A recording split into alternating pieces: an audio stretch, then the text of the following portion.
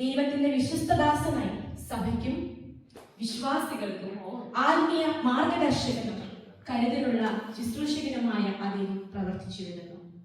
ദൈവവചനം പങ്കുവയ്ക്കുന്നതിലും പ്രാർത്ഥനയിലും ആത്മാർത്ഥമായ ഉപദേശങ്ങളിലൂടെയും അനേകം ചിന്തകളെ ആത്മീയമായി ശക്തിപ്പെടുത്തുവാൻ ദൈവം അദ്ദേഹത്തെ ഉപയോഗിച്ചു കൊണ്ടിരിക്കുന്നു. ആരായിരിക്കും? 21/5/1983 ബിയൂല ഭവൻ, കടക്കാമൺ, പത്തനാപുരം എന്ന സ്ഥലത്ത് ജോൺ അബ്രഹാമിനും മേഴ്സി അബ്രഹാമിനും ജനിച്ച ആ മകൻ 27 വർഷം ദൈവവേലയിലായിരിക്കുന്നു.